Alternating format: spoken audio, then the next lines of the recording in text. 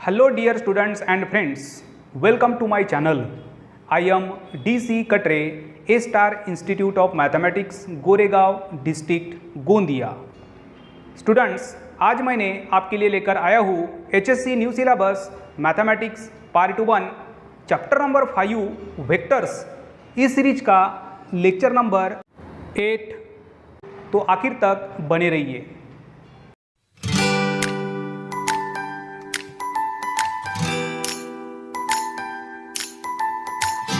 Lecture start करने के पहले अब तक आपने यदि हमारे इस चैनल को सब्सक्राइब नहीं किया होगा तो प्लीज़ चैनल को सब्सक्राइब कीजिए।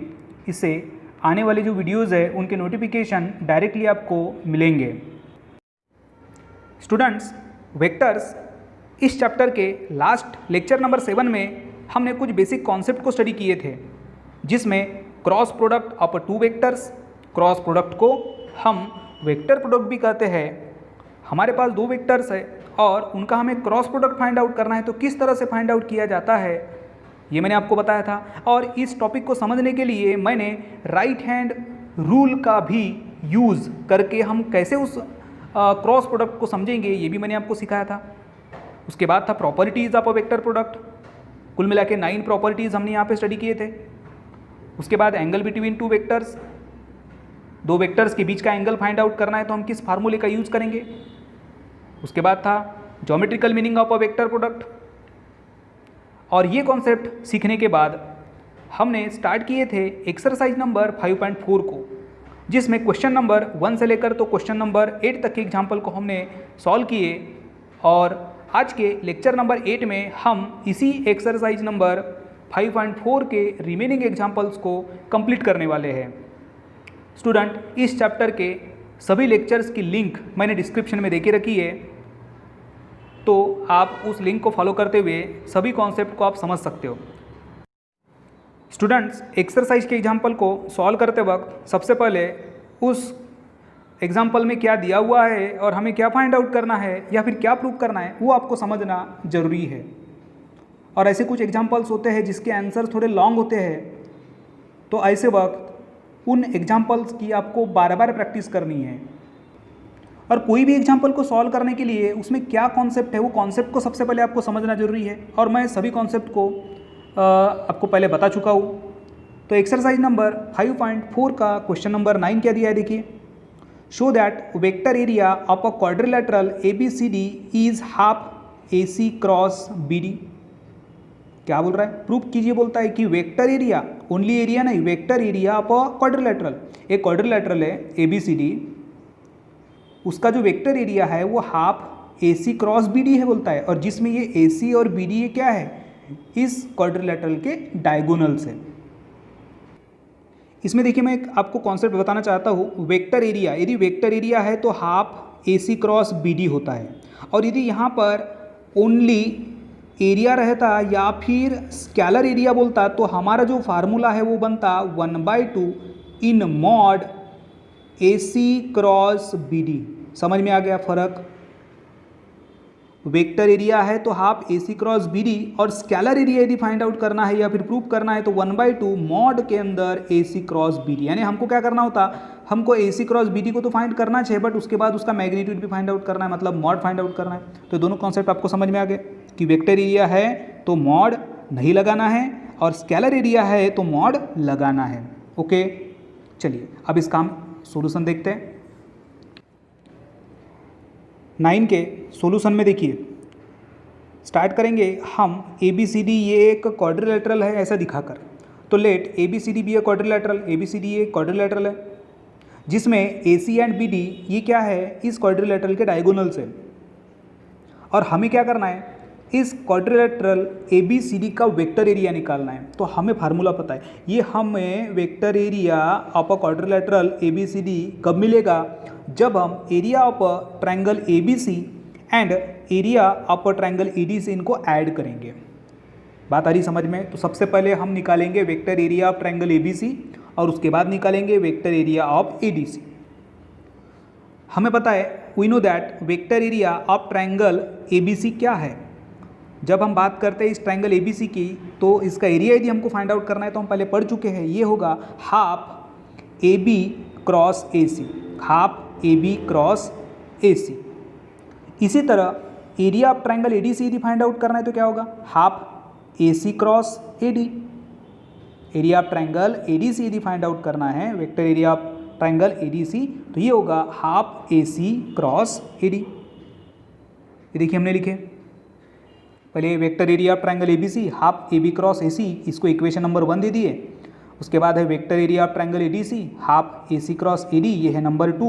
अब हमें क्या करना है, सिंपल इन दोनों को ऐड करना है, और जब हम इन दोनों को ऐड करेंगे तो हमें क्या मिलेगा, vector area of quadrilateral A B C D. तो then vector area of a quadrilateral A B C D equals to vector area of triangle A B C plus vector area of triangle A D C from equation number 1 and 2। दोनों के जो result है वो लिख लीजिए। देखिए हमने लिखे, ये है vector area of triangle A B C from number 1 and ये है vector area of triangle A D C from number 2। अब यहाँ पर सिमिलर फॉर्म में ये आ सकता है कि करके देखिए, ये जैसे ए सी क्रॉस ए डी है तो इसको हम ए सी स्टार्टिंग में लिखना है, तो दोनों वेक्टर को क्या करना होगा, इंटरचेंज। और यदि हम दो वेक्टर को इंटरचेंज करते हैं, इन दो वेक्टर को इंटरचेंज करते हैं तो सामने क्या लगता है, माइनस लगता है। मतलब जब हम ए सी को स्टार्टिंग में लिखेंगे तो माइनस लगाना होगा। तो देखिए -1/2 ए सी क्रॉस ए बी, ये बाकी एज इट इज़ है। अब हम इसको थोड़ा सीक्वेंस में लिख लेते हैं, पहले पॉजिटिव वाली टर्म और उसके बाद में निगेटिव वाली टर्म। तो half A C cross A D minus half A C cross A B, इतना हो गया। अब क्या आपको कॉमन नज़र आ रहा है, हाफ है कॉमन और ए सी है, हाफ और ए सी common, half A C common.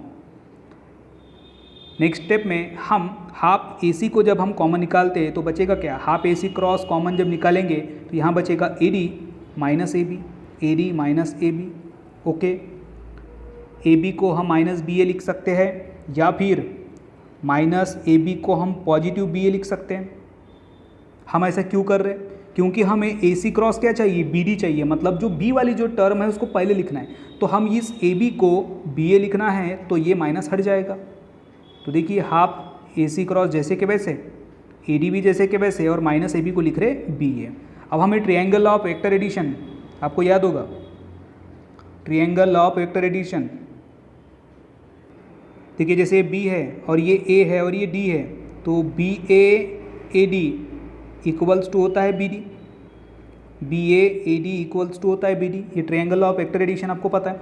तो हम क्या करेंगे, हमको बी डी चाहिए तो हम ये बी ए वाली टर्म को पहले लिखेंगे और ए डी वाली टर्म को बाद में लिखेंगे। Then using the triangle law of vector addition B A plus A D it is equals to B D.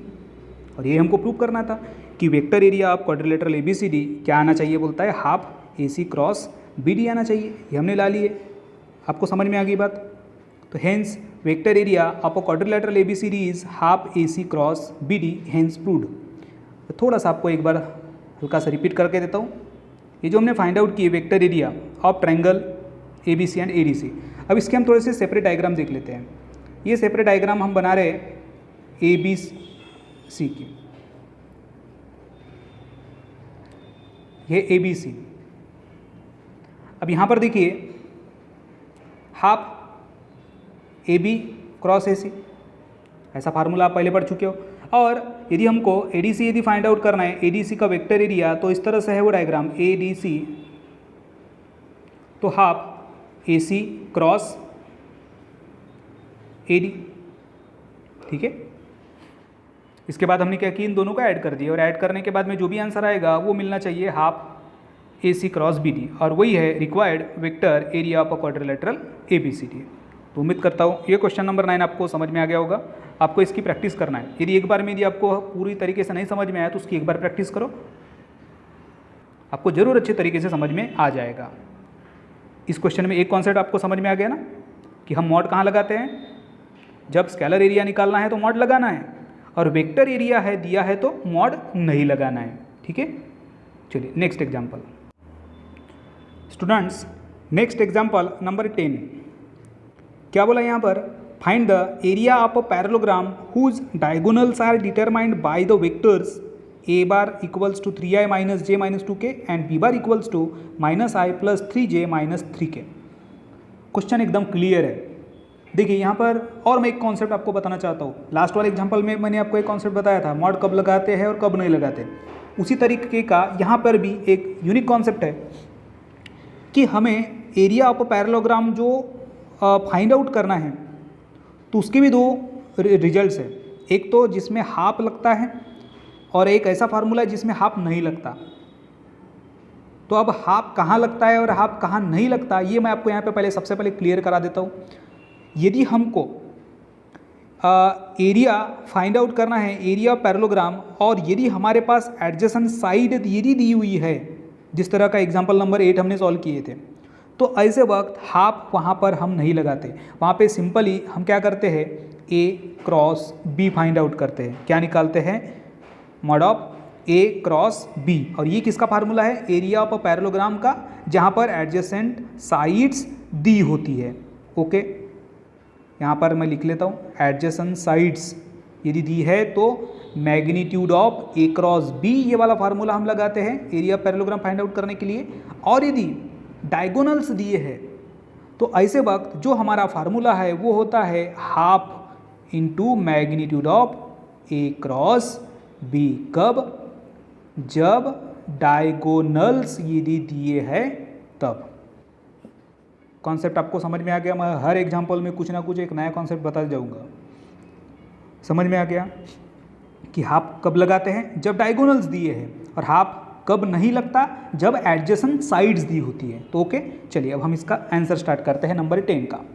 अब यहाँ पे क्या बोला है कि A bar and B bar ये क्या है, डायगोनल्स के वेक्टर के फॉर्म में हमने उसको रिप्रेजेंट किए। सपोज ये पैरेललोग्राम का एक ये डायगोनल है जिसको हम ए बार से रिप्रेजेंट कर रहे हैं, और दूसरा डायगोनल जिसको हम बी बार से रिप्रेजेंट कर रहे हैं। ठीक है, और यहाँ पर गिवन क्या दिया है, A bar equals to 3i minus J minus 2k and B bar equals to minus I plus 3j minus 3k।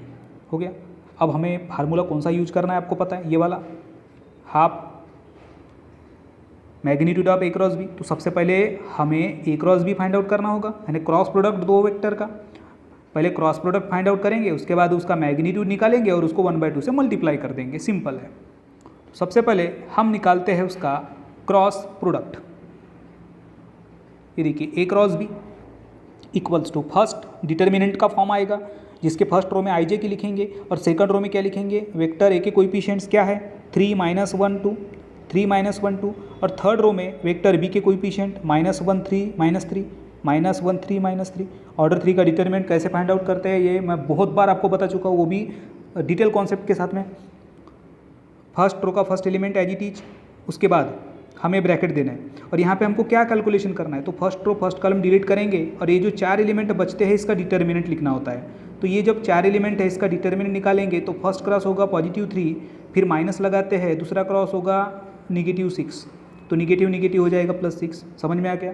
उसके बाद माइनस लगाएंगे, सेकंड एलिमेंट जे है, फिर ये पोजीशन कौन सी है, फर्स्ट रो सेकंड कॉलम छोड़ दो तो बचेगा 3 -2 -1 और -3 इसका डिटरमिनेंट। तो फर्स्ट क्रॉस होगा -9 और दूसरा क्रॉस होगा -2। फिर थर्ड एलिमेंट है के, ये कौन से पोजीशन पे है, first row third column delete करो, बचेगा 3 -1 -1 3, तो फर्स्ट क्रॉस होगा 9 और दूसरा क्रॉस होगा -1।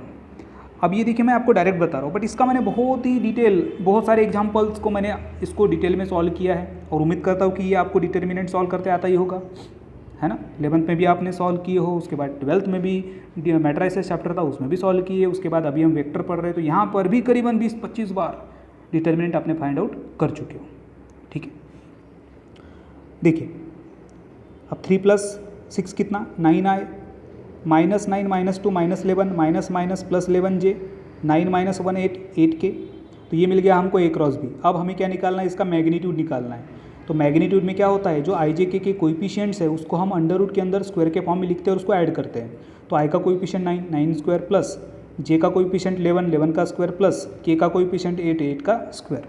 तो 9 का स्क्वायर होता है 89, 11 का होगा 121 और 8 का होगा 64। तीनों को जब ऐड करेंगे तो कितना होगा, 4 + 1 5, 5 + 1 6, 6 + 2 8, 8 8 16, मतलब 266।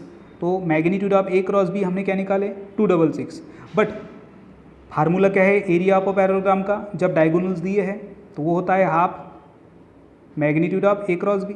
अब यहाँ पर ए बार और बी बार दिया है तो ए बार और बी बार, जब भी डायगोनल दिए थे ए सी और बी डी तो half A C cross B D. But वहाँ पर देखिए ये मॉड था क्या? नहीं था, क्योंकि वहाँ पे क्या दिया था? वेक्टर एरिया था, और वो यहाँ पर सिंपल एरिया है, मतलब यहाँ पर स्केलर एरिया हमको फाइंड आउट करना है। तो scalar area of parallelogram half magnitude of A cross B, यहाँ पे सिंपली पुट करना है जो हमने ऊपर फाइंड आउट किए हैं। एरिया होगा हाफ √266 स्क्वायर यूनिट्स। अब स्टूडेंट, जब हम लास्ट वाला आंसर यदि देखते हैं, यानी हमारे जो टेक्स्ट बुक में बहुत सारे आंसर्स या तो मिसप्रिंट है या फिर रॉन्ग दिए हुए हैं, ठीक है, और हम जो भी आंसर्स हम यहाँ निकालते हैं तो हम टैली करके निकालते हैं। तो आपकी टेक्स्ट बुक में जो लास्ट में इसका जो आंसर दिया हुआ है वो कुछ दूसरा ही दिया हुआ है, बट हमारा ओरिजिनल आंसर, मेन आंसर ये निकलना चाहिए यदि क्वेश्चन दिया है यही तो। ओके, तो इसका आंसर लास्ट लिखेंगे। Hence area of a parallelogram whose diagonals are determined by the vectors A bar and B bar is 1/2 √266 square units. अब एरिया निकालना है करके स्क्वायर यूनिट्स। ठीक है, क्वेश्चन नंबर 10 आपको समझ में आ गया। इसमें कॉन्सेप्ट क्या था? हाफ कब लगाते हैं हम? जब डायगोनल दिए होते हैं, और हाफ कब नहीं लगाते? जब एडजेसेंट साइड्स दी होती है। तो चलिए अब हम देखेंगे next example. Next example number 11, if A bar B bar C bar and D bar are 4 distinct vectors. क्या बोल रहा है? ये 4 वेक्टर्स है, बट ये क्या है? डिस्टिंक्ट है, मतलब ये एक दूसरे के इक्वल नहीं है। सबसे पहली बात समझ में आ गई कि चारों वेक्टर्स है और जो डिस्टिंक्ट वेक्टर्स है मतलब ये एक दूसरे की इक्वल में वो है ही नहीं, ऐसा दिया है। Such that A bar cross B bar equals to C bar cross D bar and A bar cross C bar equals to B bar cross D bar. ये गिवन इन्फॉर्मेशन है, ये हम गिवन में लिखेंगे, ठीक है। और अब हमें प्रूव करना है कि A bar minus D bar is parallel to B bar minus C bar. क्या प्रूव करना है कि A bar minus D bar ये जो वेक्टर है ये पैरेलल है बोलता है बी बार माइनस सी बार से। तो मैं आपको एक कॉन्सेप्ट यहाँ पर बताना चाहता हूँ कि यदि हमारे पास में दो वेक्टर है, जैसे ए बार है और बी बार है, और A bar is parallel to B bar यदि हम कहते हैं, इसका मतलब A bar cross B bar ये 0 आना चाहिए। ये कॉन्सेप्ट आप पहले पढ़ चुके हो, ठीक है। देखिए यहाँ पे मैंने लिखा भी हूँ कि A bar is parallel to B bar if A bar cross B bar equals to 0, ठीक है। अब हम यहाँ पे सिर्फ ए बार और बी बार की बात कर रहे हैं, बट यहाँ पे क्या दिया है? ए बार माइनस डी बार, और इधर में क्या दिया है? बी बार माइनस सी बार। मतलब हमें जो लास्ट आंसर निकालना होगा वो क्या निकालना होगा कि ए बार माइनस डी बार और बी बार माइनस सी बार, इनका जो क्रॉस प्रोडक्ट है वो क्या आना चाहिए? 0 आना चाहिए। तभी हम कह सकते हैं कि A bar minus D bar is parallel to B bar minus C bar, ठीक है। तो चलिए इसका हम आंसर स्टार्ट करते हैं। सबसे पहले जो प्रूव करना है वो लिख लेंगे। To prove that A bar minus D bar is parallel to B bar minus C bar, और गिवन है A bar B bar C bar D bar are distinct vectors, therefore A bar is not equal to B bar is not equal to C bar is not equal to D bar. And given दूसरा क्या दिया था कि A cross B equals to C cross D, इसको ये number 1 दे दो, and A cross C equals to B cross D, इसको दे दो नंबर 2। अब हमें करना क्या है? हमें ये रिजल्ट फाइंड आउट करना है, इसका क्रॉस प्रोडक्ट 0 लाना है, मतलब इनका कोई तो कॉम्बिनेशन हमको बनाना पड़ेगा। अब कॉम्बिनेशन बनाने के लिए हम क्या करते हैं? सिंपली सब्ट्रैक्ट कर देते हैं। इक्वेशन नंबर 1 को 1 में से 2 को माइनस कर देंगे, यानी equation number 1 minus equation 2 implies, ठीक है, सिंपल कैलकुलेशन। तो इक्वेशन नंबर 1 में से इक्वेशन नंबर 2 को माइनस कर रहे, देखिए A cross B minus A cross C, ये लेफ्ट हैंड साइड हो गया, राइट में C cross D minus B cross D. इतना क्लियर है। अब यहाँ पे कुछ कॉमन दिख रहा है, क्यों? देख लेते हैं। देखिए यहाँ पर ए क्रॉस कॉमन है, यहाँ पे ए क्रॉस कॉमन है, ए क्रॉस ए क्रॉस। तो ए क्रॉस को जब हम कॉमन निकालेंगे तो क्या बचेगा? बी माइनस सी। ए क्रॉस को कॉमन निकालेंगे तो क्या बचेगा? बी माइनस सी। और राइट साइड में देखिए क्रॉस डी कॉमन है, राइट साइड में क्रॉस डी कॉमन है। क्रॉस डी कॉमन यदि निकालते हैं तो बचेगा सी माइनस बी, सी माइनस बी। ओके, सी माइनस बी आपको समझ में आ गया। अब हम लेफ्ट साइड में b माइनस सी है और इधर c माइनस बी है, तो इसको हम b माइनस सी लिख सकते हैं क्या? यस, लिख सकते हैं। यदि हम इसको b माइनस सी लिखते हैं तो सामने माइनस साइन आएगा, तो चलिए लिख लो उसको। राइट साइड में ये जो b माइनस सी है, जब हम लिखते हैं c माइनस बी के जगह तो माइनस साइन बाहर आएगा। ओके, अब ये माइनस को रिमूव करने के लिए हम क्या करेंगे? इन दो वेक्टर को इंटरचेंज करेंगे, और ये जब दो वेक्टर को हम इंटरचेंज करते हैं तो सामने माइनस साइन आता है। हमें पता है कि ए क्रॉस बी को यदि हमें बी क्रॉस ए लिखना है तो सामने माइनस लिखना होता है। तो minus B bar minus C bar cross D बार को यदि हम चेंज करते हैं, जैसे डी को पहले लिख के बाद में बी माइनस सी लिखते हैं, तो सामने माइनस आएगा और माइनस माइनस हो जाएगा प्लस। अब इस राइट साइड को लेफ्ट साइड सेंड कर दो तो निगेटिव बनेगा। देखिए लेफ्ट हैंड साइड सेंड कर दी हमने, ये माइनस आ गया, ठीक है। अब देखिए इसमें क्या कॉमन आपको नज़र आ रहा है, क्या कॉमन आपको नज़र आ रहा है, क्या कॉमन नज़र आ रहा है आपको? एक तो b माइनस सी दोनों जगह पर है। यदि हम क्रॉस b माइनस सी को कॉमन निकालते हैं तो क्या बचेगा? a माइनस डी बचेगा। तो a minus D cross b minus C equals to 0। अब जब देखिए ये रिजल्ट आ रहा है, हमको मालूम था कि a क्रॉस b का यदि रिजल्ट 0 आता है तब हम कहते थे कि a is parallel to b। तो यहाँ पर क्या आ रहा है? a bar minus D bar cross b bar minus C bar equals to 0। मतलब यहाँ पे हम लिखेंगे a bar minus D bar is parallel to b bar minus C bar, और ये हमको प्रूव करना था। देखिए hence a bar minus D bar is parallel to b bar minus C bar, hence proved. इसका आंसर आपको समझ में आ गया कैसे हमने सॉल्व की? देखिए सबसे पहले तो ए बी सी डी चारों भी डिस्टिंक्ट है बोलता है, मतलब वो एक दूसरे के इक्वल नहीं हो सकते। फिर जो गिवन है उसको इक्वेशन नंबर 1 और 2 दी है और सिंपल हमको क्या करना है, 1 में से 2 को माइनस करना है। माइनस कर दिए।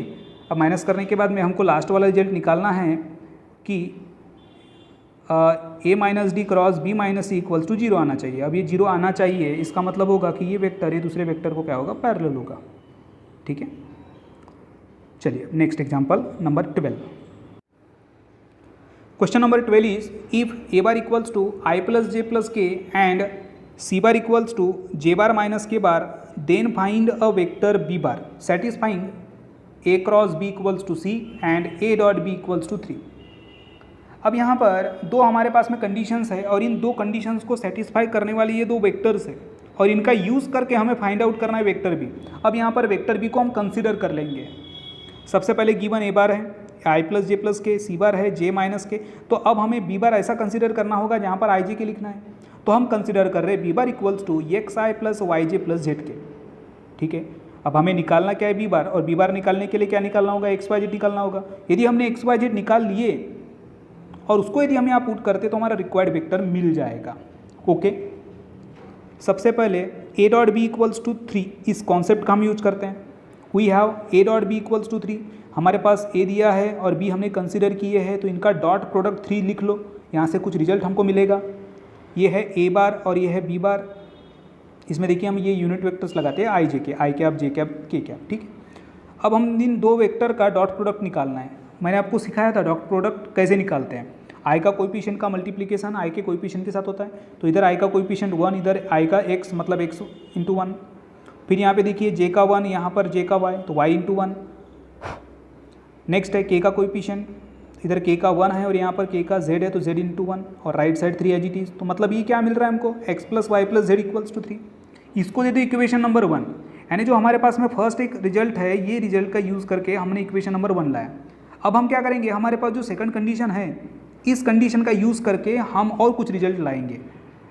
ठीक है ना, तो also A cross B it is equals to C. Left side में क्या करना है, हमें ए और बी का क्रॉस प्रोडक्ट निकालना है और राइट साइड में सी बार रखना है, वेक्टर सी रखना है। तो चलिए इन दो वेक्टर का क्रॉस प्रोडक्ट कैसे निकालते हैं आपको पता है। डिटर्मिनेंट का फॉर्म होगा जिसमें फर्स्ट रो में लिखते हैं हम आई जे के और सेकंड में क्या लिखेंगे, इस फर्स्ट वेक्टर के कोएफिशिएंट 1 1 1 1 1 1 और थर्ड रो में लिखेंगे ये सेकंड के coefficient X Y Z right side जैसे कि वैसे। ऑर्डर 3 का डिटर्मिनेंट कैसे फाइंड आउट करते हैं आपको मालूम है, I as it is, first row first column delete, बचेगा ये 1 1 Y Z first cross Z minus Y. फिर सेकंड एलिमेंट के पहले minus minus J into first cross second column delete 1 into Z Z 1 into X X बीच में minus plus के into Y minus X right side as it is. अब देखिए left में भी हमको आई जे के का फॉर्म मिल रहा है, राइट साइड में भी आई जे के का फॉर्म है। तो हम क्या करेंगे, by equating the coefficients of I J K, दोनों साइड के आई जे के कोएफिशिएंट को इक्वेट करेंगे। तो इधर देखिए जेड माइनस वाई है, इधर आई है क्या, नहीं, मतलब 0, तो Z minus Y equals to 0। Second is इधर जे का 1 है और इधर में क्या है minus in bracket Z minus X, तो minus Z minus X equals to 1। और फिर देखिए के की टर्म y माइनस एक्स के बराबर -1 और यहाँ से और क्या रिजल्ट निकलते हैं देखिए, z माइनस वाई बराबर 0, देन z के बराबर y, यानी z और y के जो रिजल्ट है वो दोनों में सेम निकलेंगे। ठीक है, और यहाँ से z इक्वल्स टू क्या होगा, माइनस हट जाएगा तो इधर -1 होगा और ये जाएगा राइट में तो x -1, तो z इक्वल्स टू x -1। और यहाँ पर देखिए y इक्वल्स टू x -1। मैंने देखिए यहाँ पे बताया था कि z और y सेम है, z और y के रिजल्ट सेम हो गए, तो इक्वेशन नंबर 1, 2, 3, 4 ऐसे हमने दिए। अब फ्रॉम इक्वेशन नंबर 1, 2, 3 एंड 4 को जब हम कंपेयर करते हैं, फ्रॉम इक्वेशन नंबर 1, 2, 3 एंड 4, ये देखिए इक्वेशन नंबर 1 है ये वाला, x + y + z = 3, ये इक्वेशन नंबर 1 है। अब हम यहाँ पे क्या करेंगे, इस y और z के जो रिजल्ट्स हमने निकाले हैं, ये y और z के जो रिजल्ट्स है इसको हमें यहाँ पे पुट करना होगा। तो पुट कर दिए, y के बराबर x -1, z के भी बराबर x -1, और जब हम इसको सॉल्व करेंगे तो 3x होगा, -2 = 3, देन 3x = 5, देन x = 5/3। अब यहाँ से हमको x की वैल्यू मिल चुकी है, क्या मिली, 5/3, x बराबर 5/3। तो अब हम y निकाल सकते हैं आसानी से, फिर y के बाद z निकाल लेंगे और जो हमारा x y z होगा उसको हम वेक्टर b में पुट कर देंगे, ये होगा हमारा आंसर।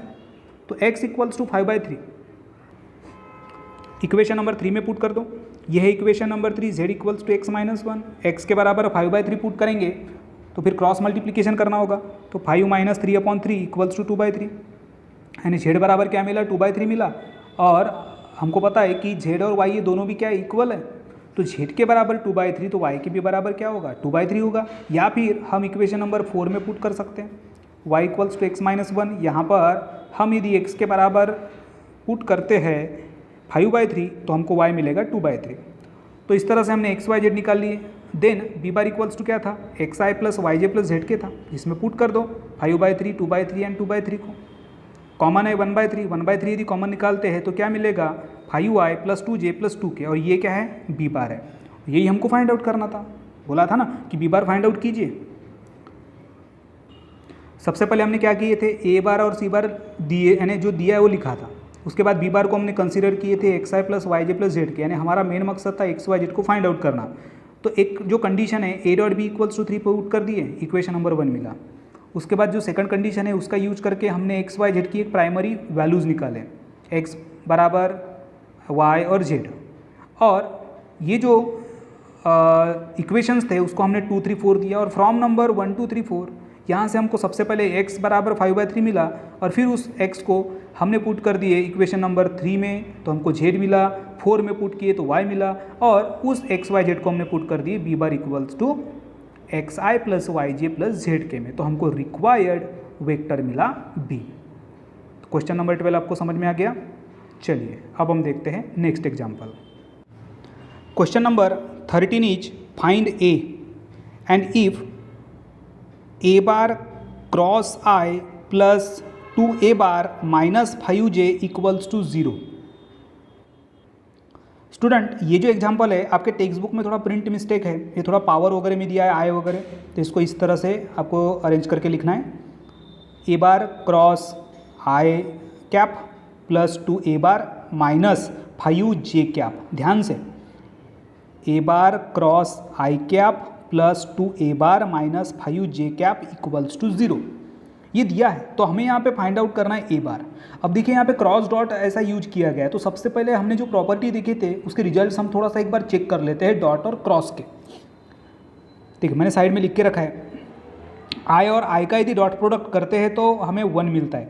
उसी तरह j और j का यदि हम डॉट प्रोडक्ट करते हैं, या फिर k और k का यदि डॉट प्रोडक्ट करते हैं तो हमें क्या मिलता है, 1 मिलता है। ये कॉन्सेप्ट आपको पता है, ओके। और यदि हम i और j का डॉट प्रोडक्ट करते हैं तो हमको 0 मिलता है, ये भी आपको पता है। j और k का यदि डॉट प्रोडक्ट करते हैं तो 0 मिलता है। k और i का यदि डॉट प्रोडक्ट करते हैं तो हमको 0 मिलता है, इतना भी आपको पता है, ओके।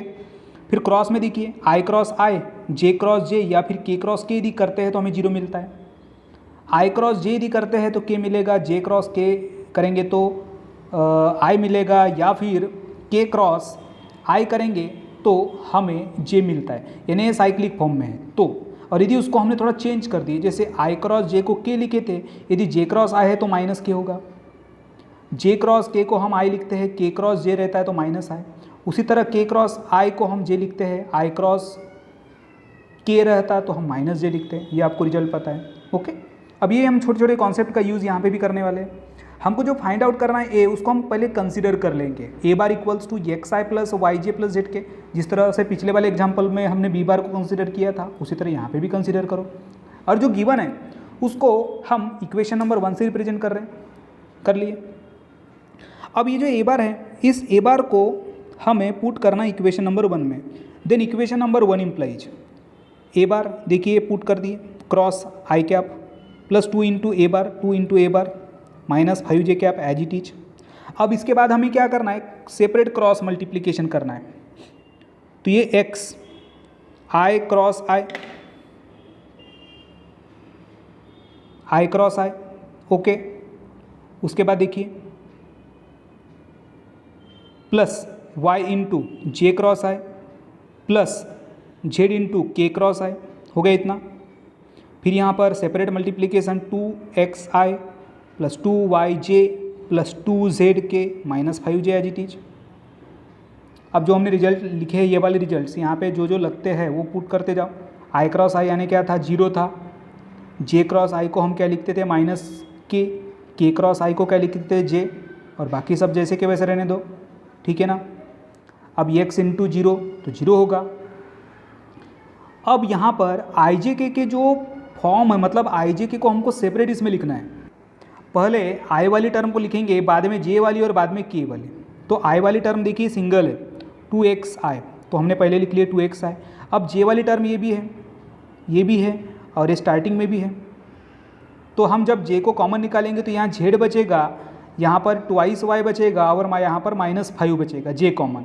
अब k कॉमन निकालते हैं तो देखिए यहाँ पर -y बचता है, k कॉमन निकाले तो -y, और यहाँ पर 2z -y plus 2z k common. Right side में 0 है तो लेफ्ट हैंड साइड का यदि हम आई जे के फॉर्म लिखते हैं तो राइट में भी 0 को 0i plus 0j plus 0k लिख सकते हैं। अब लेफ्ट और राइट साइड का जो फॉर्म है वहाँ पर आई जे के हमको मिल चुका है, तो हम क्या करेंगे, equating the coefficients of I J के बोथ साइड, दोनों साइड के जो आई जे के कोएफिशिएंट है उसको हमें इक्वेट करना है। कैसे सॉल्व की समझ में आ गया। जो गिवन था उसको हमने इक्वेशन नंबर 1 दिए, और जो फाइंड आउट करना है उसको हमने कंसीडर की xi plus Y J plus Z के, और ये जो a है हमने पुट की इक्वेशन नंबर 1 में। पुट करने के बाद सेपरेट क्रॉस प्रोडक्ट किए, और ये जो रिजल्ट है ये हमें यहाँ पे पुट किए, तो हमको क्या मिला, दोनों साइड में I J K. Then by equating the coefficients of I J K we gate, देखिए आई का कोएफिशिएंट 2x के बराबर 0, then z plus 2i minus 5 के बराबर 0 and minus y plus 2z के बराबर 0। 2x equals to 0, then x equals to 0 मिल रहा है, और यहाँ पर z प्लस 2i माइनस 5 के बराबर 0, इसको देंगे equation number 2, and minus y plus 2z equals to 0, यहाँ पर y बराबर हमको क्या मिल रहा है 2z, इसको देंगे इक्वेशन नंबर 3। अब ये जो y इक्वल्स टू 2z है इसको हमें पुट करना इक्वेशन नंबर 2 में, यानी क्या होगा, ये जो y वाली जो टर्म है इसके जगह हमको z वाला फॉर्म मिल जाएगा, मतलब हम यहाँ से z की वैल्यू आसानी से निकाल सकेंगे।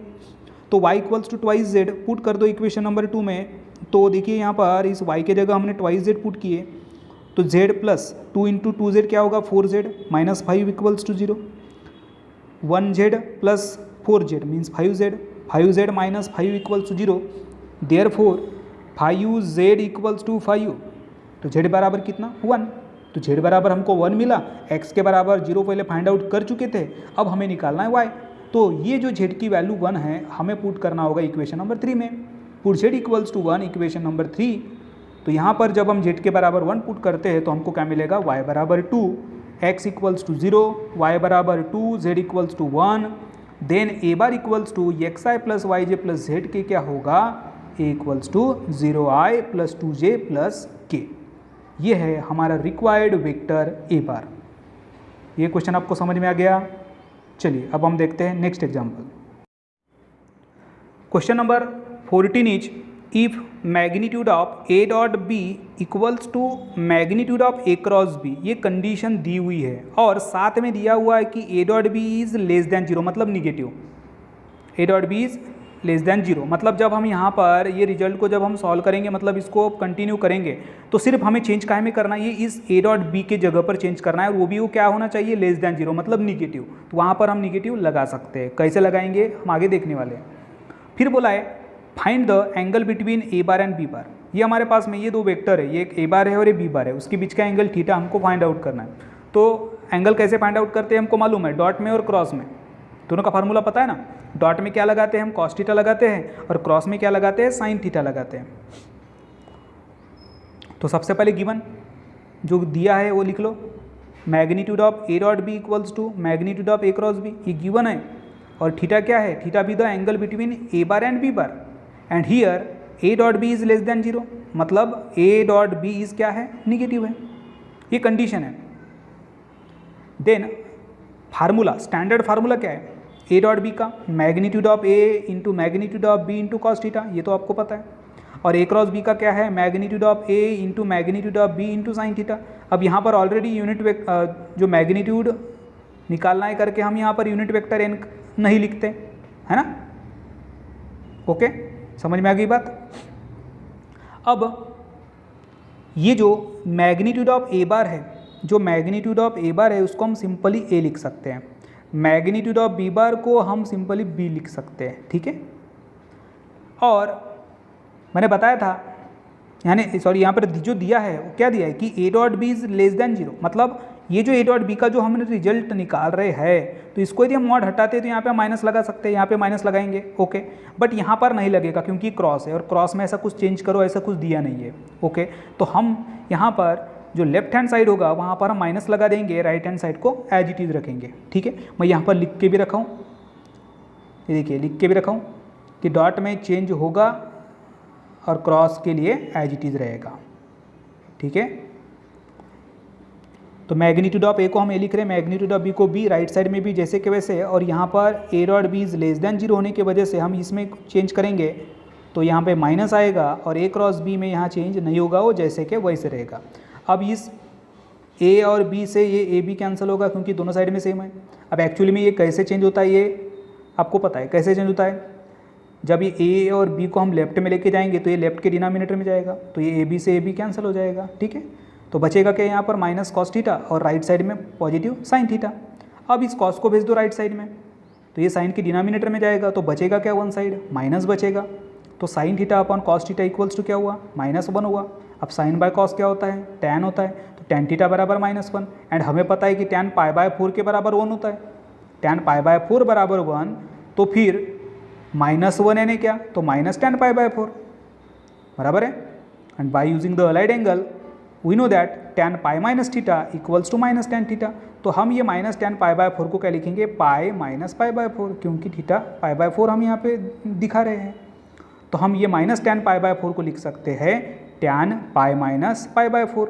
अब इसको क्रॉस मल्टीप्लीकेशन जब हम करेंगे पाई माइनस पाई बाय 4 को, तो 4 पाई माइनस 1 पाई अपॉन 4, मतलब 3 पाई अपॉन 4। तो ये क्या होगा, tan 3 pi upon 4, tan theta के बराबर tan 3 pi upon 4, therefore theta equals to 3 pi by 4। कितना आसान है, बहुत आसान आंसर है इसका। मैं एक बार फिर से आपको रिपीट करा देता हूँ।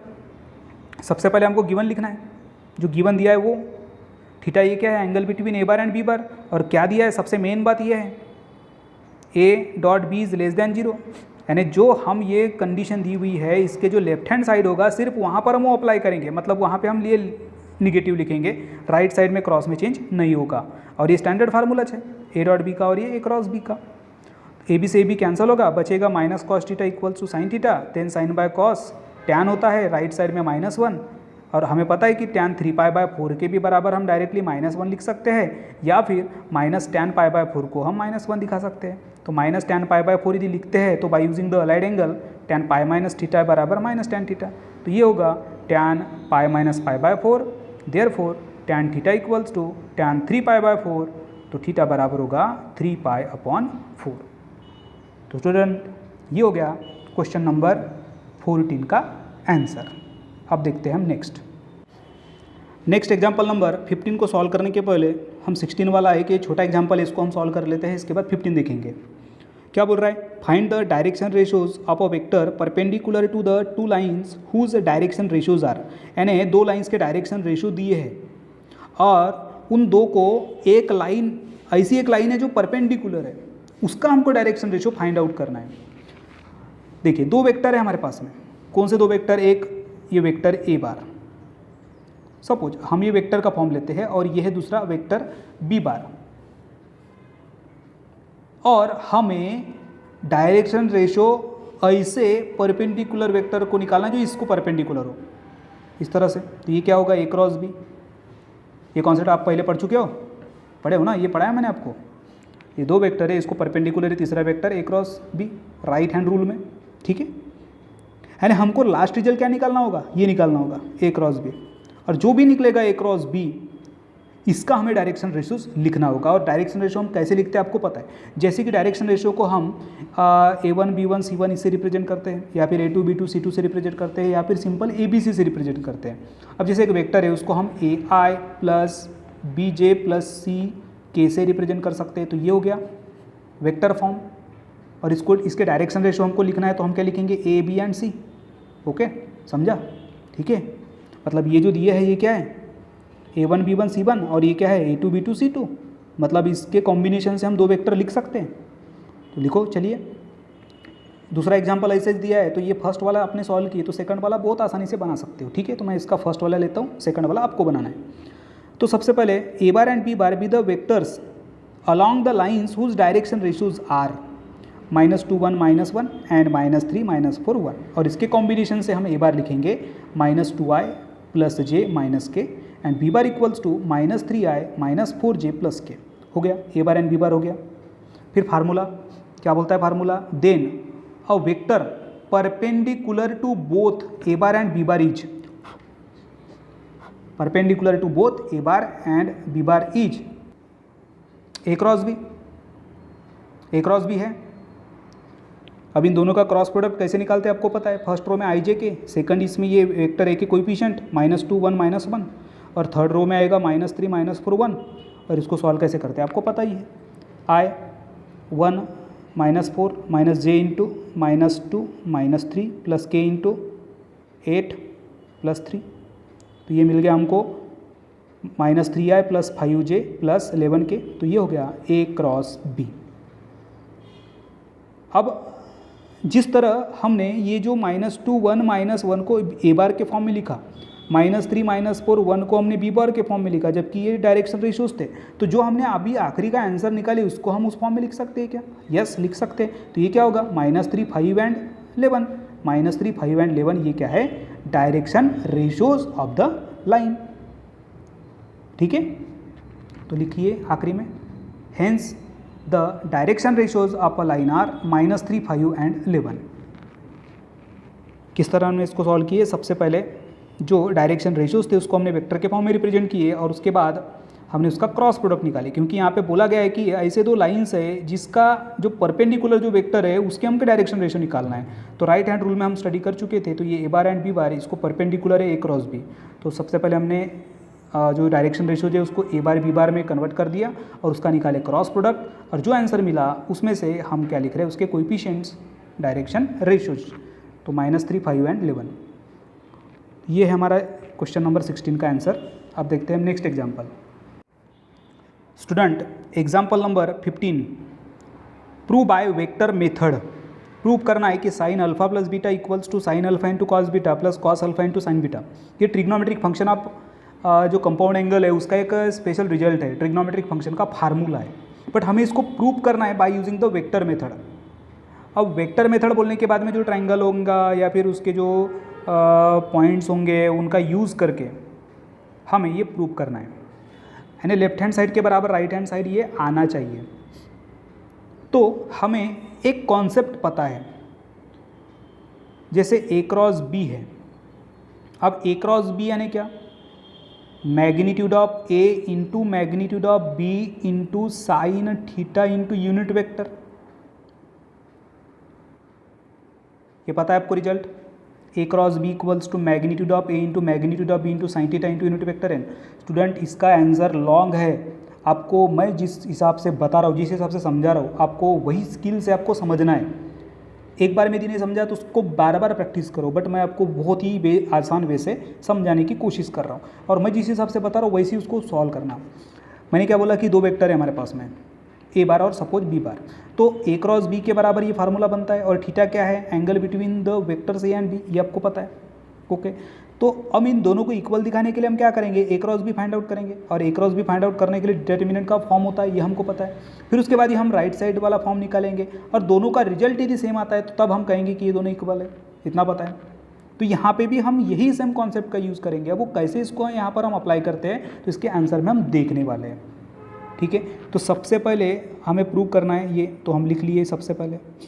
अभी डायग्राम देखिए, हम ये एक्स वाई एक्सेस ले रहे हैं, सिंपल, ये एक्स और ये वाई, ये एक्स और ये वाई, ये ओरिजिन हो गया। यहाँ पे हम ये दो लाइन बना रहे हैं, एक ओ ए और ये ओ बी। अब इस दो लाइन के ऊपर एक पॉइंट है ए और ये एक पॉइंट है बी, और इनको जब हम ऐसे इस तरह से कनेक्ट करते हैं ए और बी को, तो यहाँ पे एक जो मिडल पॉइंट होगा एक्स के ऊपर उसको हम पी से रिप्रेजेंट कर रहे हैं, ठीक है ना, एकदम सिंपल है, कुछ नहीं इसमें।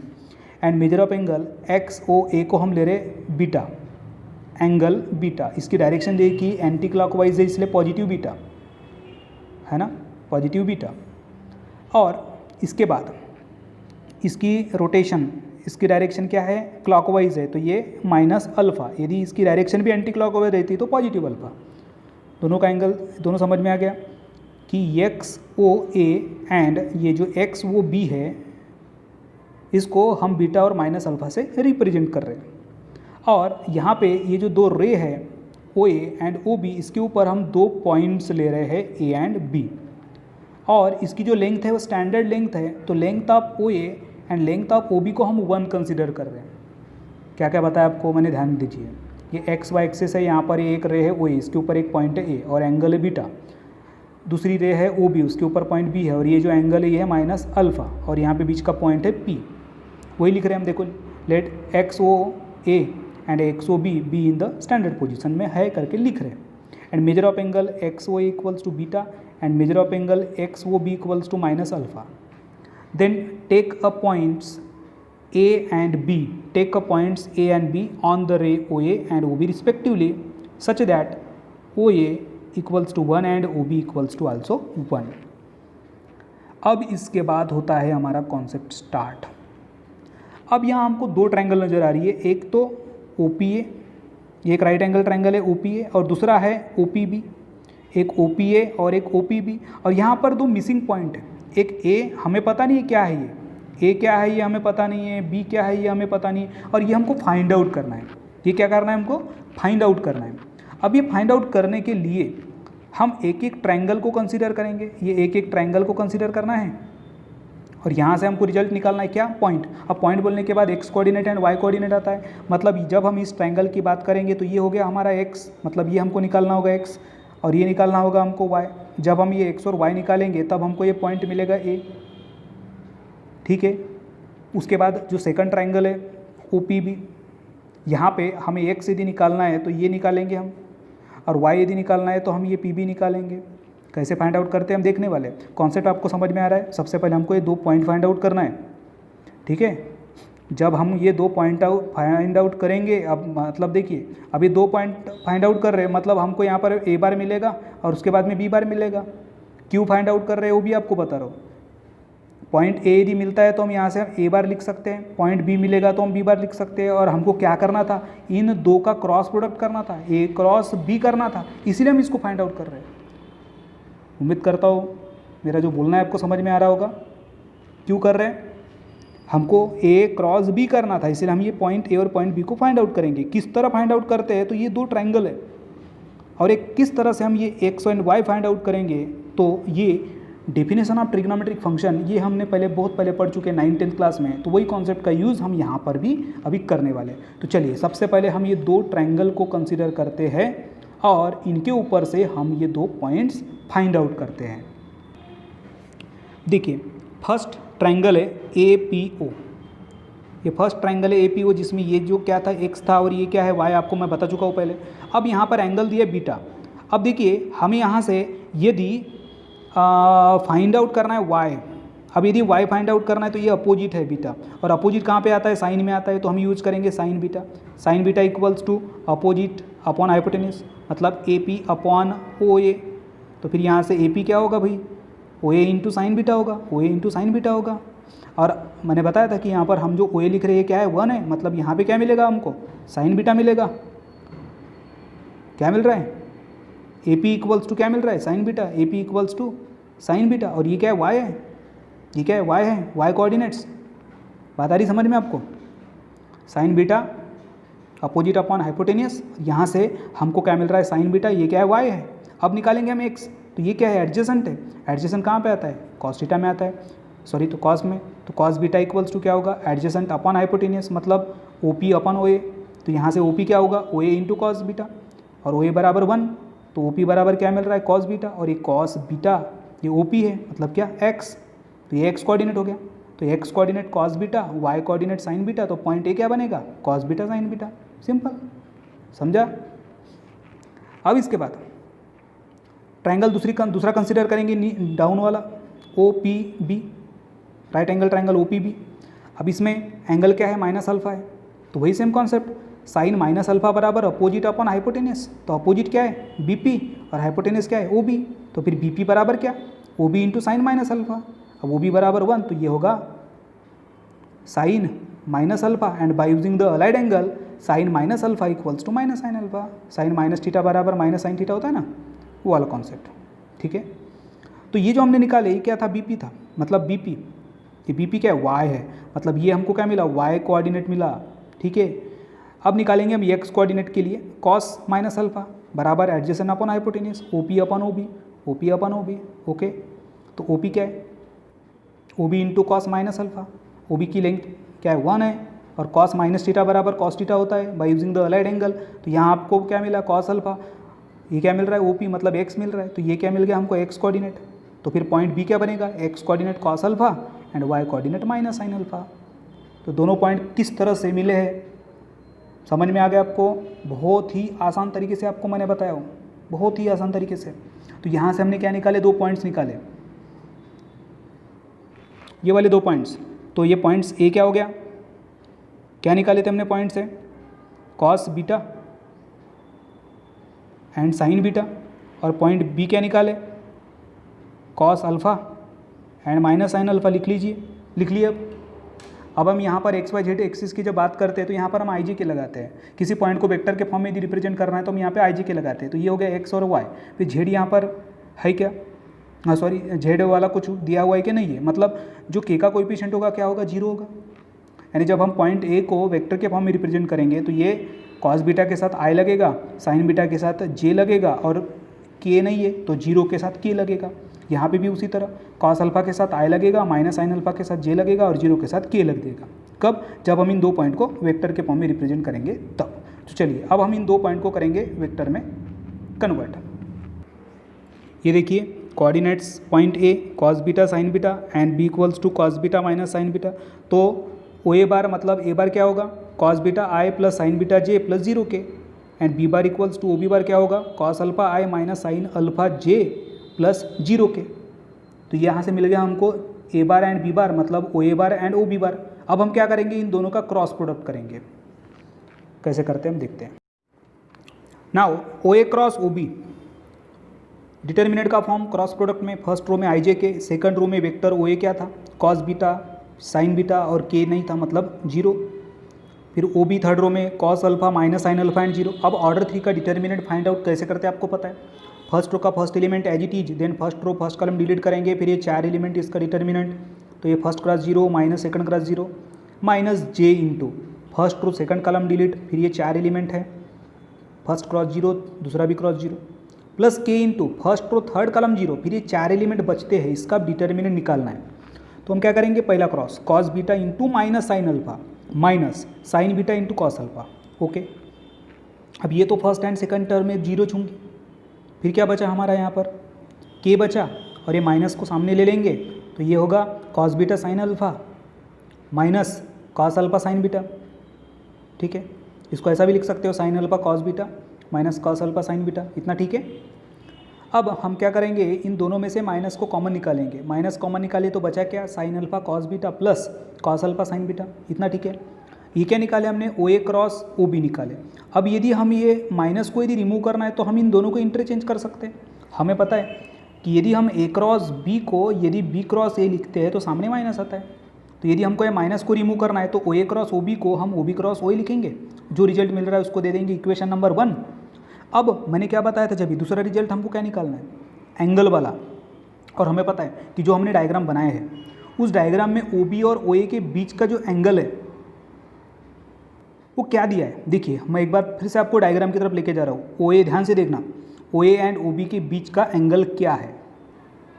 देखिए OA और OB ये बीटा हो गया और ये माइनस अल्फ़ा, बीटा और माइनस अल्फ़ा। अब यदि हम सिंपल ले लिए तो ये अल्फ़ा है और ये बीटा है, और दोनों का यदि हम कॉमन लेते हैं, कॉमन कितना एंगल है तो अल्फ़ा प्लस बीटा होगा, है ना। दोनों का क्या होगा, एडिशन, अल्फ़ा प्लस बीटा। तो angle between OA bar and OB bar is कितना, अल्फ़ा प्लस बीटा। ठीक है, हमें पता है कि यदि दोनों के बीच का एंगल थीटा है तो हमारा A क्रॉस B क्या बनता है, magnitude of A into magnitude of B into sine theta into unit vector n। तो अब हम यहाँ बात कर रहे हैं OB क्रॉस OA की, तो क्या होगा, magnitude of OB into magnitude of OA into sine alpha plus beta, क्योंकि अल्फ़ा प्लस बीटा है उनके बीच का एंगल। और यूनिट वेक्टर में क्या लिखेंगे, K लिखेंगे। ठीक है, अब ये मॉड ये हट जाएगा तो OB डॉट OA लिख सकते हैं। अब हमें पता है कि स्टार्टिंग में हमने लिखे थे कि OB और OA क्या है, ये 1 है, स्टैंडर्ड लेंथ इसकी 1 है, तो यहाँ 1 आ जाएगा। तो बचेगा क्या, sign alpha plus beta into K, इसको दे देंगे इक्वेशन नंबर 2। अब फ्रॉम नंबर 1 एंड 2, देखिए फ्रॉम और 1 एंड 2 OB क्रॉस OA निकाले दोनों जगह पर, मतलब ये दोनों के जो राइट हैंड साइड के रिजल्ट है वो क्या हो जाएंगे, फ्रॉम इक्वेशन नंबर 1 एंड 2 दोनों इक्वल हो जाएंगे। तो ये हमने प्रूव किए, sine alpha plus beta equals to sine alpha into cos beta plus cos alpha into sine beta, hence proved. कैसे सॉल्व किया आपको समझ में आ गया। ठीक है, सबसे पहले हमने क्या किया, जो डायग्राम बनाए, फिर डायग्राम बनाने के बाद में वहाँ पे जो 2 पॉइंट्स हैं A और B, वो A और B को पॉइंट को फाइंड आउट की। कैसे फाइंड आउट करते हैं मैंने आपको डिटेल में लिखा के दिया, उसको भी आपको नोट करना है। ठीक है, फिर वो निकालने के बाद जब हमको 2 पॉइंट मिलते हैं उसको हमने वेक्टर के फॉर्म में कन्वर्ट कर दिया, और उसके बाद हमने सबसे पहले OA क्रॉस OB निकाला। फिर उसके बाद में वो एंगल का यूज करके वो फार्मूला अप्लाई किए, OB OA वाला, और जो रिजल्ट मिला उसको नंबर 2 दिए। फ्रॉम नंबर 1 एंड 2 दोनों भी रिजल्ट हम सेमस निकाल रहे, OB क्रॉस OA। तो from number 1 and 2 sine alpha plus beta equals to sine alpha into cos beta plus cos alpha into sine beta, ये प्रूव करना था।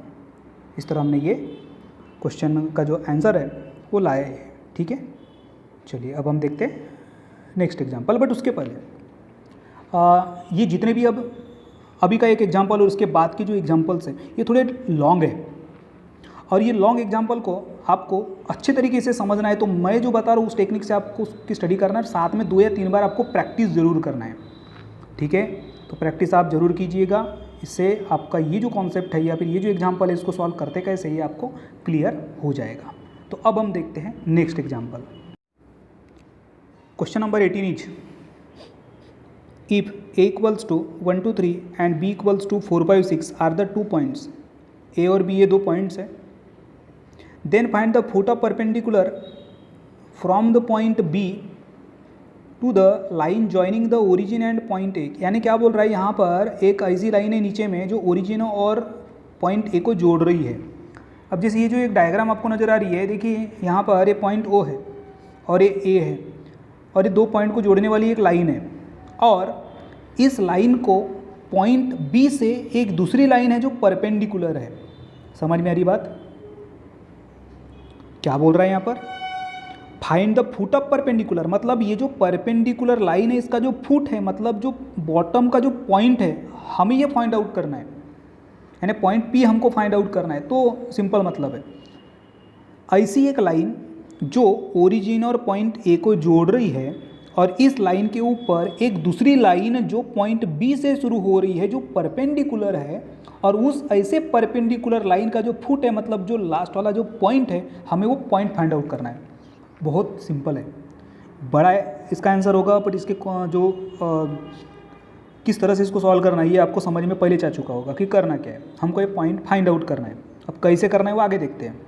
सबसे पहले जो गिवन है वो लिख लो, A बराबर 1 2 3 and B equals to 4 5 6 are the 2 points, ये 2 पॉइंट्स है हमको पता है। और जो हमको निकालना है P, अब वो भी तो निकालना है भाई। यहाँ पर XY Z लिख रहे हैं तो हम पॉइंट P को भी क्या रिप्रेजेंट करेंगे, XY Z से, यानी हमारा मेन मकसद क्या है, XY Z को निकालना। यदि हमने XY Z को फाइंड आउट कर लिए मतलब हमको पॉइंट P के कोऑर्डिनेट्स मिल चुके हैं। ठीक है, मतलब फुट ऑफ परपेंडिकुलर हमको मिल चुका है।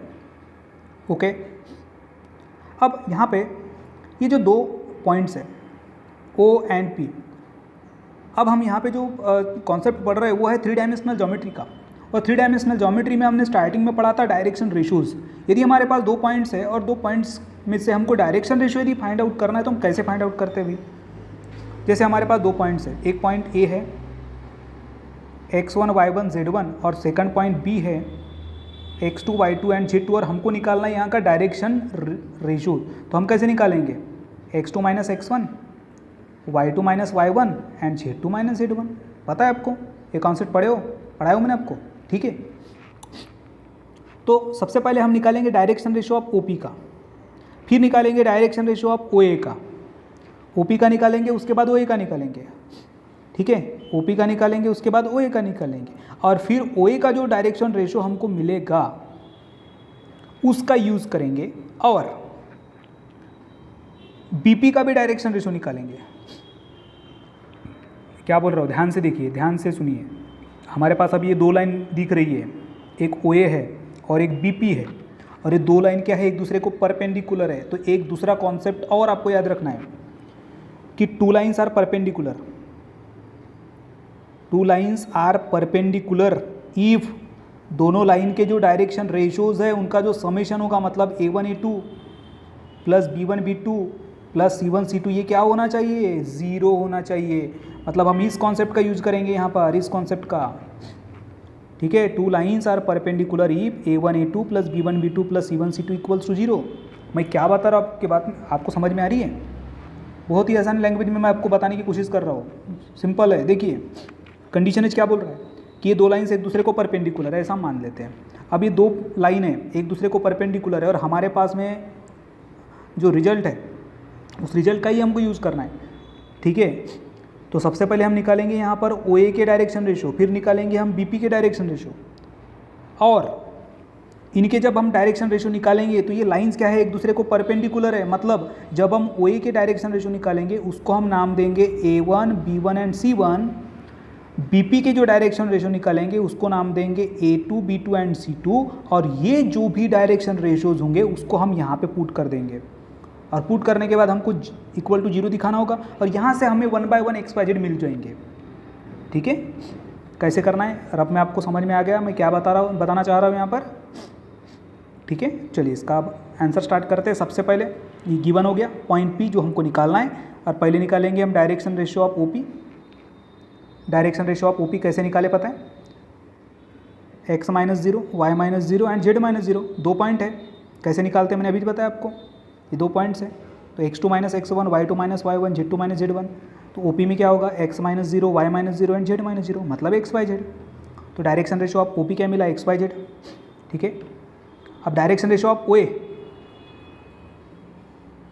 जो हमको मेन काम का है OA, तो सेकंड पॉइंट में से फर्स्ट पॉइंट माइनस करो या फिर फर्स्ट में से सेकंड को माइनस करो, बात एक है।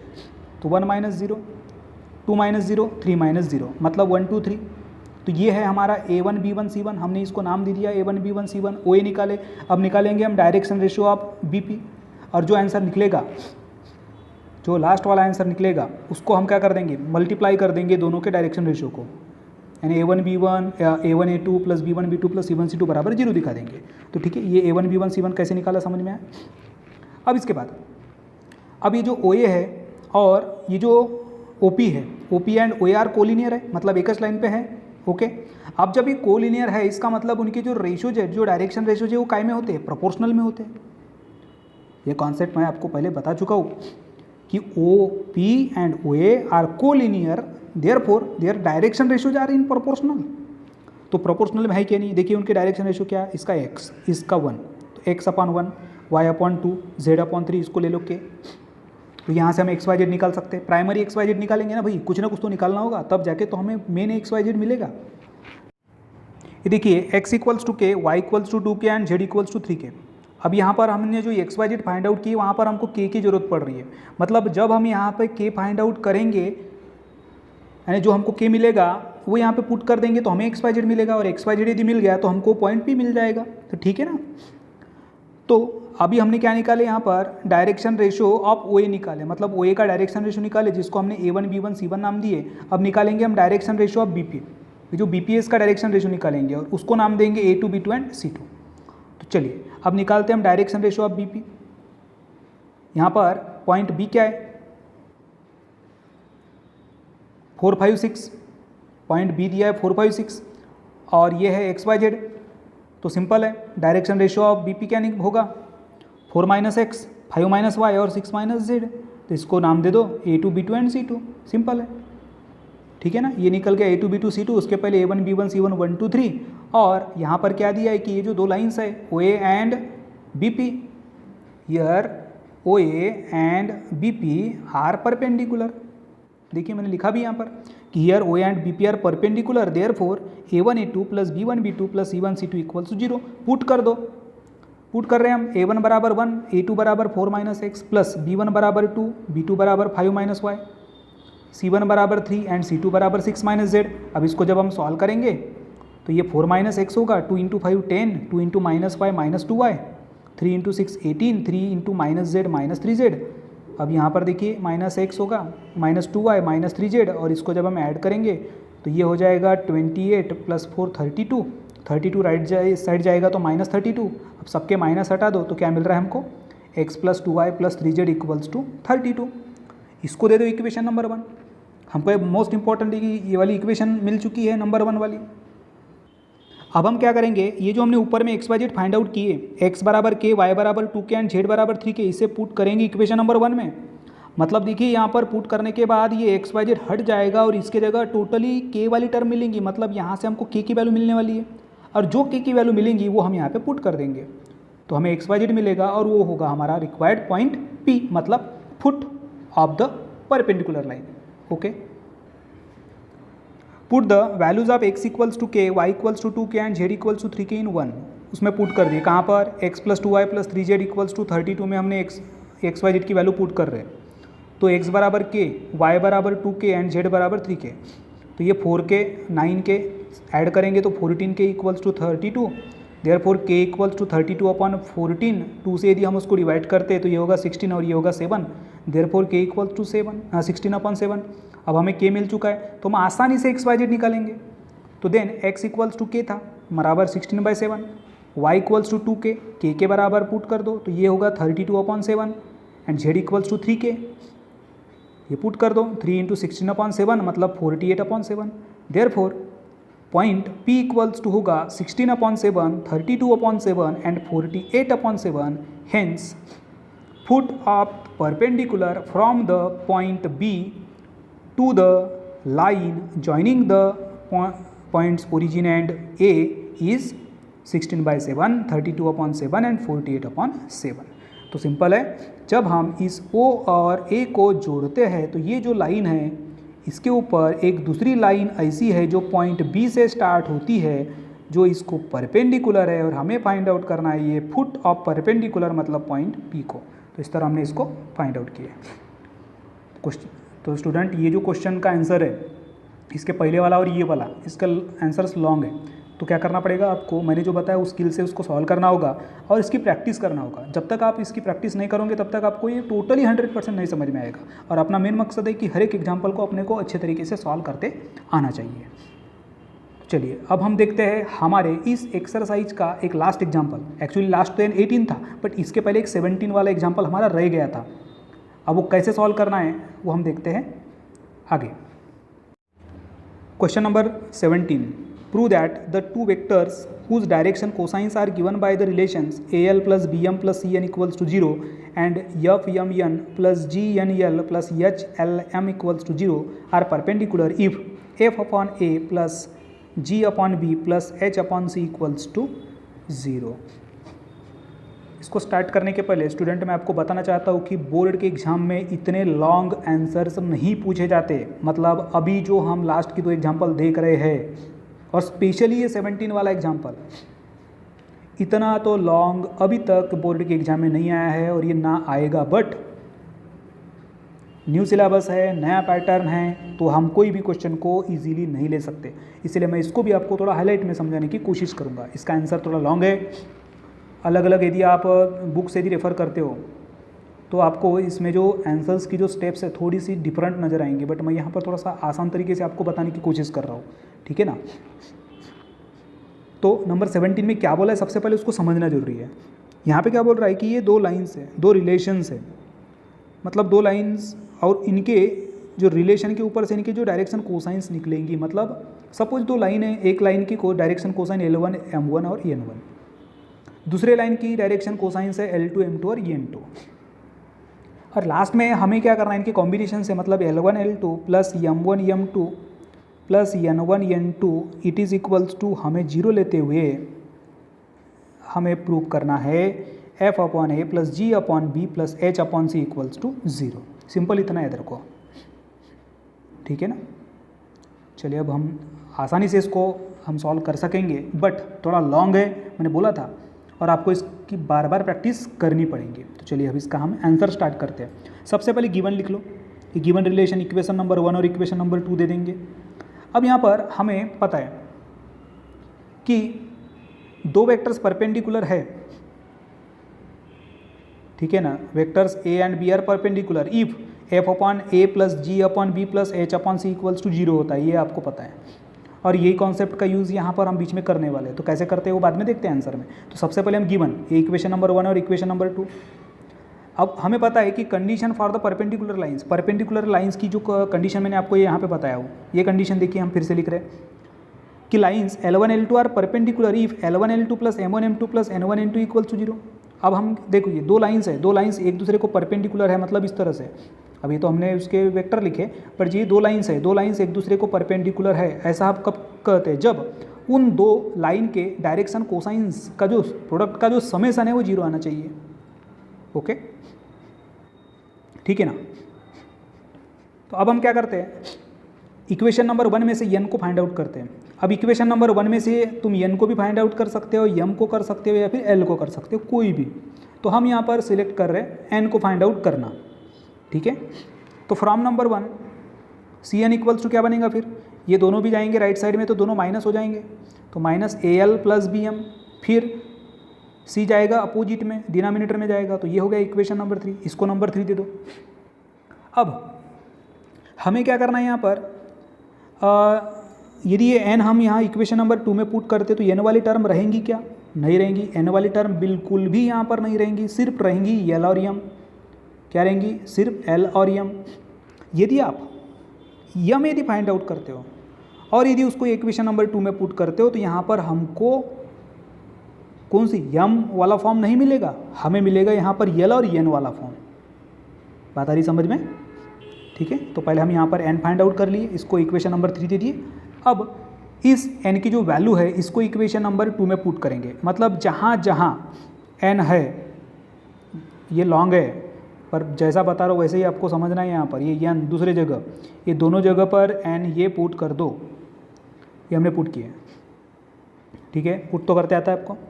फिर क्या करना है, इसका डिनोमिनेटर CH, इसका भी डिनोमिनेटर CH, ठीक है ना। तो दोनों का कॉमन डिनोमिनेटर दे दो, उसके बाद फिर सेपरेट कर दो मल्टीप्लिकेशन। तो यप यम AL सीक्वेंस में लिखेंगे तो क्या होगा, AFLM माइनस सामने, तो ये क्या होगा AFLM, फिर ये आगे माइनस लगेगा बीच में, तो ये होगा BFM का स्क्वायर। आगे G से भी मल्टीप्लाई करना है और L से भी करना है, तो minus AGL square, AGL square, फिर minus minus minus plus minus BGLM, क्या होगा, माइनस BGLM। सेपरेट मल्टीप्लिकेशन है, कुछ भी नहीं है। और डिनोमिनेटर में C, अब यहाँ डिनोमिनेटर में C है तो इसके डिनोमिनेटर में यदि हम C लगाते हैं तो इसके न्यूमरेटर को C से मल्टीप्लाई करना होगा, तो देखिए C से मल्टीप्लाई कर दिए, इतना समझा। अब सबका कॉमन डिनोमिनेटर C है, सबका कॉमन डिनोमिनेटर C है, और ये न्यूमरेटर में जो सभी के सभी जो माइनस थे सबके साइन यदि हम चेंज करते हैं तो ये पॉजिटिव पॉजिटिव पॉजिटिव बनेगा और ये पॉजिटिव की जगह निगेटिव आएगा, और C को भेज दिया हमने C 0 के मल्टीप्लिकेशन में, तो 0 ही रहेगा, ठीक है। अब हम यहाँ पे क्या करते हैं, थोड़ा सीक्वेंस में लिखते हैं। अब सीक्वेंस में कैसे, पहले A वाली टर्म लिख लो, AGL स्क्वायर पहले लिखे, उसके बाद में क्या कॉमन है, LM। देखो LM LM LM तीन जगह कॉमन है, तो LM को जब हम कॉमन निकालते तो यहाँ AF बचेगा, यहाँ BG बचेगा और यहाँ पर CH बचेगा, ठीक है। और बचा के फिर लास्ट में BFM स्क्वायर इक्वल्स टू 0। अब देखिए ये क्वाड्रेटिक जो इक्वेशन है उस फॉर्म में थोड़ा थोड़ा आते नज़र आ रहा है हमको। ऐसे लिखते थे ना हम, AX स्क्वायर क्या होता है प्लस बी एक्स प्लस सी, ऐसा कोई फॉर्म आता है क्वाड्रेटिक इक्वेशन का? तो एक्स वाली टर्म तो है, फिर एक्स वाला है और फिर बाद में कांस्टेंट है, बट हमको एक्यूरेटी चाहिए यहाँ पर। अब यहाँ पर बी एफ, यहाँ से यदि हम एम स्क्वायर को यदि रिमूव करते हैं तो हमें क्वाड्रेटिक फॉर्म मिल सकता है। तो देखिए अब हम क्या करेंगे, डिवाइड कर देंगे एम स्क्वायर से, सबको डिवाइड कर दो एम स्क्वायर से। देखिए एम स्क्वायर से हमने डिवाइड किए तो यहाँ पर एल अपॉन एम का होल स्क्वायर होगा, यहाँ पर एम से स्क्वायर कैंसिल होगा, एल बाई एम बचेगा और यह एम स्क्वायर से एम स्क्वायर कैंसिल होकर सिर्फ बचेगा बी एफ। यानी ये जो हमको फॉर्म मिल रहा है ये है क्वाड्रेटिक इक्वेशन है, और कौन से फॉर्म में, एल बाई एम के फॉर्म में। यहाँ तक आपको समझ में आ गया। सबसे पहले जो गिवन था उसको इक्वेशन नंबर 1 और 2 दिए, फिर हमने इक्वेशन नंबर 1 के ऊपर से n निकाले और उस n को इक्वेशन नंबर 2 में पुट करके हमको ये क्वाड्रेटिक इक्वेशन मिल चुकी है। अब जब हम एक क्वाड्रेटिक इक्वेशन की बात करते हैं तो उसका solution bye using the formula method हमको पता है कैसे आता है, बराबर है ना। और ऐसे क्वाड्रेटिक इक्वेशन के और हमको सम पता है, रूट्स के सम, अल्फा प्लस बीटा बराबर माइनस बी बाई ए होता है और alpha into beta C by A होता है, बराबर है। तो देखिए ये है हमारी quadratic equation in the form of L upon M, और जब हम इसको स्टैंडर्ड फॉर्म के साथ कंपेयर करेंगे यानी ए एक्स स्क्वायर के साथ plus b x plus c equals to 0 के साथ, तो एक्स स्क्वायर मतलब एल बाई एम, तो ये ए के बराबर क्या हो गया ए जी, ए के बराबर ए जी, बी के बराबर ये पूरा ब्रैकेट और सी के बराबर ये बी एफ, ठीक है। अब जब इक्वेशन में ये एक्स स्क्वायर का हम यूज करते हैं तो यहाँ पर दो रूट्स कौन से हम लिखते हैं, x1 and x2 are the roots, x1 and x2 with the roots, और ये फॉर्म कौन सा है एल बाई एम। जब x है तो इसके रूट्स हम x1 x2 लिखते हैं, तो एल बाई एम का यदि फॉर्म है तो हम L1 M1 upon L1 upon M1 and L2 upon M2 ये रूट्स लिख सकते हैं, ठीक है। तो this is the quadratic equation with the roots L1 upon M1 and L2 upon M2, और ये स्मॉल ABCD मैंने निकाल के रख दिया है, ठीक है। अब हम यहाँ पे क्या करेंगे, कंसीडर करेंगे L और M को 0 लेते हैं। जब हम L और M को 0 लेंगे तो हमारे पास जो n हमने निकाले थे इक्वेशन नंबर 3 में वो 0 आएगा, ठीक है ना। L और M को जब हम 0 लेंगे तो n बराबर हमको क्या मिलेगा, देखिए 0 मिलेगा। L और M को हम यहाँ 0 पुट करते तो n के भी बराबर 0 मिलेगा, ओके। बट हमें एक स्पेशल कंडीशन पता है, l square plus m square plus n square के बराबर 1 आना चाहिए। यदि हमने एल एम को 0 ले लिया तो एन 0 नहीं होना चाहिए, बट यहाँ क्या मिल रहा है एन के बराबर 0, मतलब ये पॉसिबल नहीं है, दिस इज़ नॉट पॉसिबल। तो हम यूज़ कर रहे हैं दूसरे रिजल्ट का, अल्फा इंटू बीटा होता है सी बाई ए, तो अल्फा बराबर L1 अपॉन M1, बीटा बराबर L2 upon M2, small C बराबर बी एफ, स्मॉल ए बराबर ए जी, ठीक है। अब इसको लिख लो L1 L2 upon M1 M2 बराबर, अब ये a है, इसको यदि हम इधर ऊपर शिफ्ट करते हैं तो a बाई ए लिख सकते हैं और इस b को g के डिनोमिनेटर में लिख सकते हैं, ओके। अब ये f बाई ए को यदि हम लेफ्ट की साइड यदि भेजते हैं तो हो जाएगा लेफ्ट के डिनोमिनेटर में, और m1 m2 को राइट में भेजते हैं तो हो जाएगा राइट के न्यूमिनेटर में। तो इसको दे दो इक्वेशन नंबर 4, तो ये मिल गया हमको इक्वेशन नंबर 4। अब इसी तरह n1 n2 हमको फाइंड आउट करना है। अब n1 n2 हमको फाइंड आउट करना है तो कैसे मिलेगा, देखिए आपको रिलेशन देखना है। L m n l m n है, ये एल है फिर एम है और बाद में एन है, तो एल है एम है एन है, तो एल के लिए क्या लगा रहे हैं हम, एफ लगा रहे और ए लगा रहे हैं, ठीक है, एफ और ए। एम है तो क्या लगा रहे, जी लगा रहे हैं और बी लगा रहे।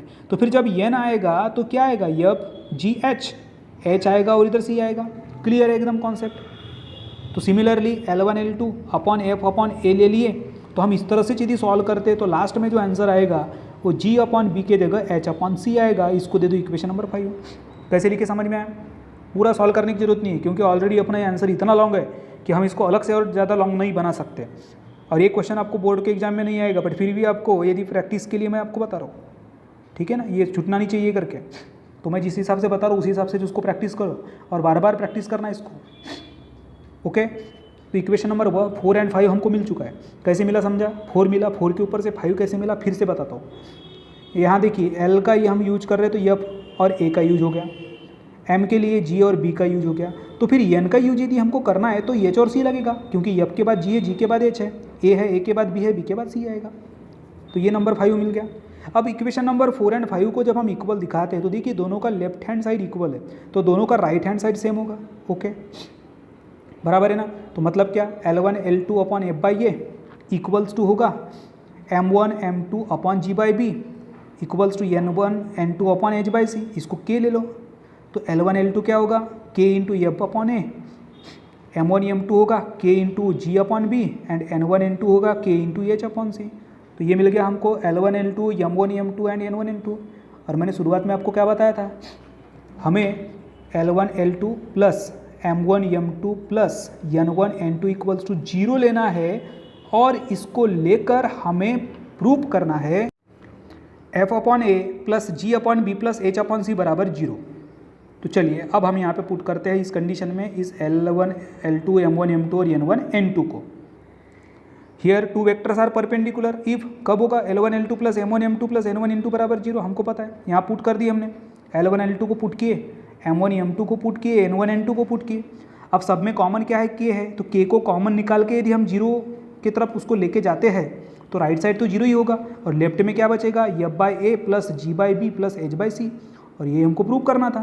तो हम ये कह सकते हैं कि therefore two vectors whose direction cosines are given by the relation AL plus BM plus N equals to 0 and FMN plus GNL plus HLN M equals to 0 are perpendicular if F upon A plus G upon B plus H upon C equals to 0।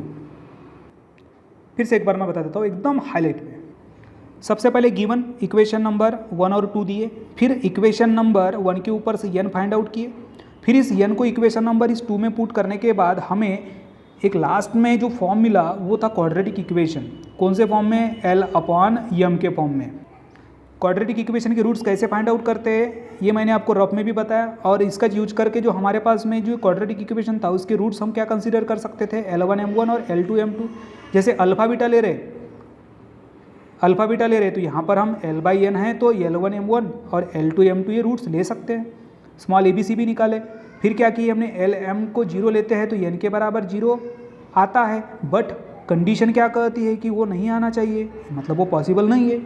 तो हमने use किए alpha beta बराबर C by ए इस concept को, और इस concept का use करके हमने इक्वेशन नंबर 4 निकाला, और उसके बाद उसके कॉन्सेप्ट को यूज करके नंबर 5 निकाला। क्योंकि L के डिनोमिनेटर में F बाई ए है, M के G बाई B, तो N के इसमें आना चाहिए H अपॉन C। तो L1 L2 upon F by A equals to N1 N2 upon h c. तो इसको नंबर 5 दिए। फ्रॉम 4 एंड 5 हमको यहाँ से मिला L1 L2 M1 M2 N1 N2, और इनका यूज किए हमने वो लाइन में, ये वाले लाइन में, तो हमको ये रिजल्ट मिल गया, ये प्रूव करना था। तो स्टूडेंट्स इस तरह से हमने लेक्चर नंबर 8 को एंड किया, जिसमें हमने एक्सरसाइज नंबर 5.4 के रिमेनिंग एग्जाम्पल्स को कंप्लीट किया है। तो उम्मीद करता हूँ आज का ये जो लेक्चर नंबर 8 है आपको पसंद आया होगा।